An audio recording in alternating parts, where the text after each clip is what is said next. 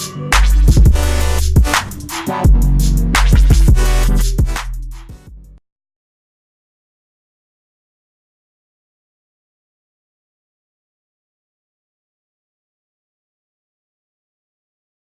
mortalité au Sénégal après les maladies cardiovasculaires. On a vécu ce qu'on appelle une transition épidémiologique. Avant, en Afrique, au Sénégal, c'était les maladies infectieuses qui étaient au devant. Maintenant, depuis quelques années, on a les maladies cardiovasculaires, c'est l'hypertension artérielle, les maladies cardiaques, les AVC et autres. Et de plus en plus maintenant, on parle du cancer. Et le cancer, malheureusement, c'est la deuxième cause de mortalité, comme je l'ai dit tout à l'heure. Et d'après le Centre international de lutte contre le cancer, en 2012, on estimait le taux de cancer au Sénégal à 6800 nouveaux cas. Et en 2012 déjà, on pensait que ces chiffres étaient sous-estimés parce que c'était juste une extrapolation des nombres de cas de cancer qui sont répertoriés dans les hôpitaux. Et on sait que tous nos malades ne viennent pas dans les hôpitaux. Ça, c'est un comme premier problème. Et deuxième problème, c'est on n'a pas de registre des tumeurs. On n'a pas un registre où tous les cas de cancer sont répertoriés. Ce qui fait qu'on sous-estime en réalité les nombres de cas au Sénégal. Rien qu'en 2017, l'Institut du cancer a reçu 2000 nouveaux cas. Rien que l'Institut du cancer. C'est vrai que l'Institut du cancer, l'Institut Curie, c'est le centre de référence de la prise en charge des cancers. Mais ce n'est pas tous les cancers du Sénégal qui sont traités là-bas. Donc il y a beaucoup d'autres cancers qui sont traités dans d'autres hôpitaux, dans les régions, et qui ne sont pas répertoriés dans les cas de l'Institut du cancer. Donc on gagnerait peut-être à avoir un registre des tumeurs, ce qui nous permet d'avoir la réalité du cancer au Sénégal, depuis l'incidence, la mortalité, la prévalence, et ce qui permettrait peut-être d'améliorer la prise en charge de ces cancers et surtout la prévention. C'est vrai que il faut connaître le problème pour savoir comment régler le problème. Si on ne connaît pas l'étendue du problème, le taux des cancers, c'est très difficile d'engager une lutte. C'est pourquoi notre combat de tous les jours, c'est déjà d'avoir un registre des tumeurs, mais aussi d'avoir un plan cancer. C'est un plan qui va organiser la lutte, qui va définir les gens à former, les ressources humaines à former, qui va définir le matériel à acheter pour anticiper sur les nouveautés, sur les prises en charge des cancers, qui va définir les structures à bâtir, à construire pour que la prise en charge puisse être efficiente. Mais il est évident qu'il faut connaître le taux de cancer, connaître l'incidence des cancers, connaître les cancers les plus fréquents, d'où est-ce que viennent ces cancers, de quelle région viennent ces cancers, et voir éventuellement quels sont ces facteurs de risque pour essayer de jouer sur les facteurs de risque pour faire beaucoup plus de prévention. J'ai l'habitude de le dire, nous en Afrique, on n'aura jamais les moyens de traiter tous nos malades. Même si on mettait tous les budgets de nos ministères de la Santé dans la lutte contre le cancer, on aura toujours des cancers. Donc ce qu'il faut, c'est insister sur la prévention, insister sur les dépistages. C'est ça qui fait qu'on va diminuer l'incidence des cancers et le peu nombre de cancers qu'on aura, peut-être on pourra les prendre en charge comme il faut.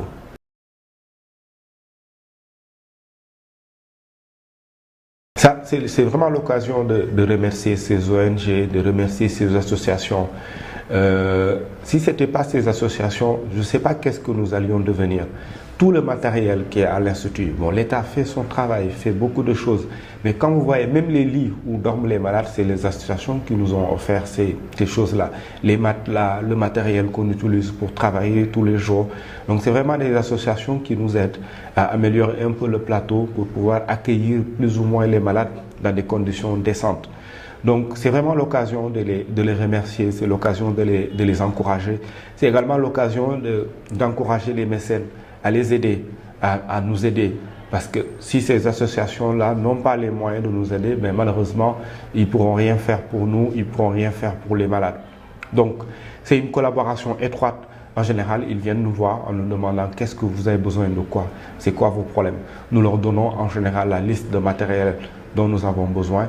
Et souvent, à la fin de l'année, quand ils reviennent avec tout ce qu'on avait demandé et ce qui vraiment soulage le service, ce qui soulage les malades, ce qui soulage énormément le personnel pour la qualité de la prise en charge.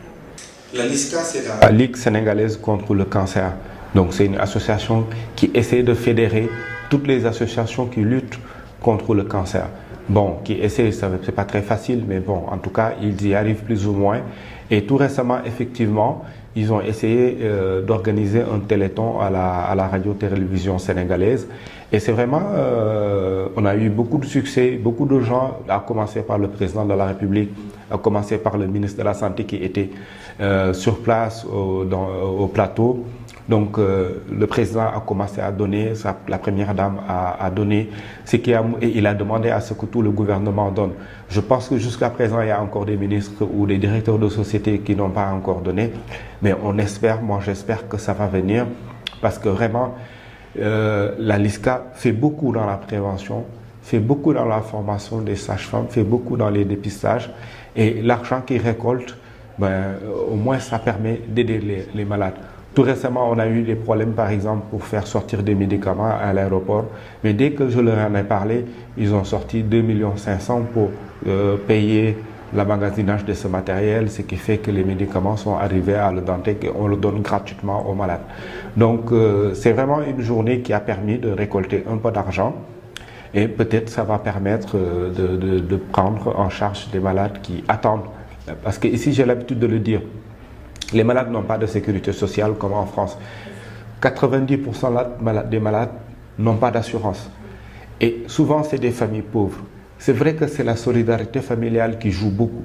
Mais comme le traitement, il est long, il est coûteux, ce n'est pas un seul traitement. Pour les antibiotiques, vous donnez un traitement au bout de 10 jours, au bout de 15 jours, c'est fini, le malade est guéri. Mais pour le cancer, c'est un traitement sur 6 mois, sur 8 mois, quelquefois sur des années. Et des traitements qui coûtent des centaines et des centaines de mille francs. Rien que le bilan pour le diagnostic, on est à 300 000. Rien que si on doit faire la chimiothérapie, on est à 1 million. Si on doit faire une intervention chirurgicale, il faut y ajouter 300 000. Si on doit faire la radiothérapie, il faut y ajouter 150 000. En plus des déplacements, en plus des régimes alimentaires, en plus des ordonnances qui peuvent venir s'ajouter à ce traitement de cancer. Donc c'est un traitement qui est très très lourd pour la population sénégalaise, qui est très lourd pour nos malades qui ne sont pas assurés, qui n'ont pas de prise en charge et qui souvent n'ont pas d'épargne. Donc le rôle des associations est primordial ici.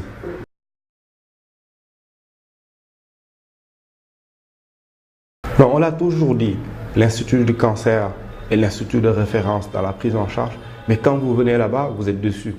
Sur le papier, ok, c'est l'institut de référence, mais nous accueillons tellement de malades avec 16 lits d'hospitalisation. Vous imaginez, pour le Sénégal, c'est largement insuffisant par rapport au nombre de malades que nous recevons. On est obligé des fois de renvoyer les malades dans les régions ou dans les centres de santé. C'est également l'occasion de remercier ces médecins qui acceptent de recevoir ces malades qui normalement devaient être hospitalisés à l'Institut. Je vous ai dit que rien qu'en 2017, on a reçu près de 2000 nouveaux cas de cancer. Et nous ne recevons pas que des cancers, nous recevons des tumeurs bénignes, nous recevons des malades qui viennent pour des dépistages. Donc à l'Institut du Curie, en 2017, on a reçu 4000 nouveaux patients.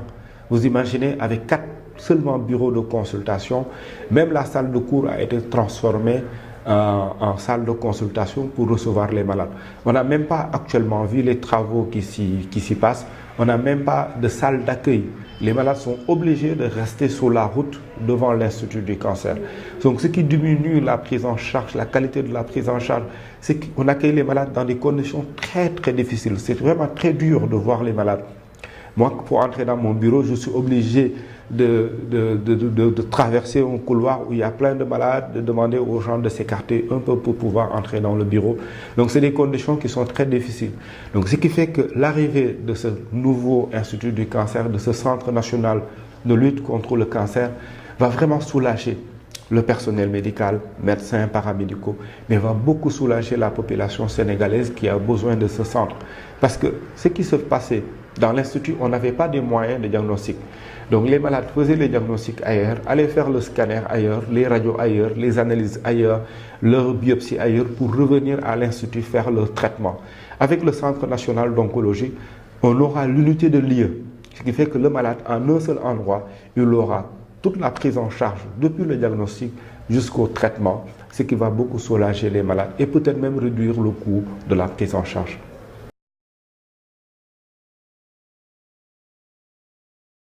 Donc, au Sénégal, en fait, chez les femmes, les 2 cancers les plus fréquents, c'est le cancer du sein qui est le premier cancer depuis 2013. Avant 2013, c'était le cancer du col. Et en deuxième position, nous avons le cancer du col de l'utérus.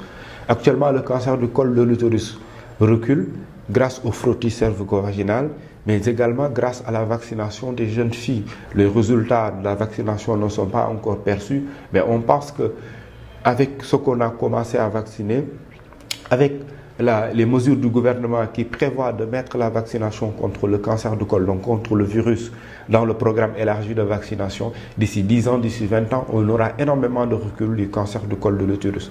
Pour le moment, le cancer du sein continue d'augmenter parce que chaque année, nous voyons que le nombre de malades augmente. Donc le cancer du sein est le premier cancer et première cause de mortalité, et le cancer du col est le deuxième cancer chez les femmes. Chez les hommes, c'est le cancer de la prostate qui est le premier cancer chez les hommes. C'est un cancer qu'on peut dépister, donc le diagnostiquer précocement, mais malheureusement, il n'y a pas de lésion précancéreuse qu'on pourrait diagnostiquer pour éviter d'avoir le cancer. Mais chez les personnes âgées de plus de 50 ans, ils peuvent faire leur dépistage par une touche rectale et par les PSA, ce qui permet de diagnostiquer précocement ce cancer et de pouvoir le guérir. Donc, je résume, chez les femmes, c'est le cancer du sein et le cancer du col, et chez les hommes, c'est le cancer de la prostate.